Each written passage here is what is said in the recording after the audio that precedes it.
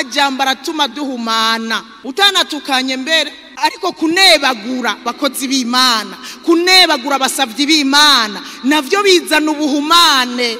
Mbega mwari muzi yuko burya Miriyamu na Aroni nabo nyene bari gupfa? Burya barabapfa. Usomye muri iki gitabo cyo guharura mu gice cya 12 ya nkuru ya Miriyamu na Aroni igihe batangura kuvuga Mose, Bibiliya ivuga batangura kumunegura uko ngo yarongoye umunyamahanga, ngo ariko ngo Imana ngo ikaguma ivugana nawe. Kubera iki Mose ari we wenyene Imana ivugisha ariko tweho ntituvugishe? Ariko ngo ubwo nyene bakiriko barabivuga ngo Imana yo mwijuri bayabumvise nkejo, hanyuma ngo ishavu ry'Uhoraho rica riraziriringa. Nivyo yari afise umugore w'umunyetiyopiya kazi, nukuvuga ngo w'umunyamahanga kazi, ariko Imana yari ibizi kandi ikamuvugisha ibizi, ikamukoresha ibizi, ikamugendera mu buryo mbere itagenderamwe abandi. Bariko baramunegura kandi Imana yari yaramutoranije, bisigura ngo bariko banegura Uhoraho yamutoranije. Nico gituma ishavu ryiwe ryaziririnze. Hanyuma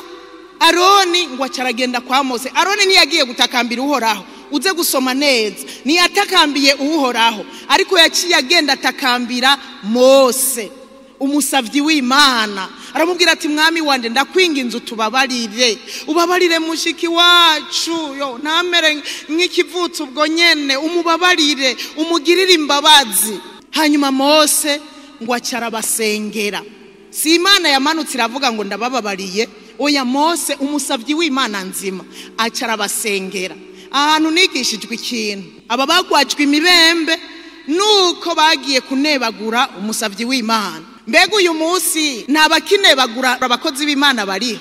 Nagira ndakubwire ngo nivyanagushikira ndaguhetwiyo, nuzoje mu cyumba cyawe ngo ugiye gusaba imbabazi, ikintu cya mbere ukwiye gukora, shikira wa mukozi w'Imana wanebagura, abari wubwira ngo mbabarira. Uko vyogenda kose, ivyo wavuze ibyo ari byo byose, abari uzoshikira umubwire ngo mbabarira, hanyuma gusengere agusabire imbabazi kugira ngo Imana izikugirire. Kubera ukibivuga ishavu ry'Uhoraho ryaraziririnze. Ikiri hwamika n'umusavyi wayo adugijijwe akavuga ngo mubabarire.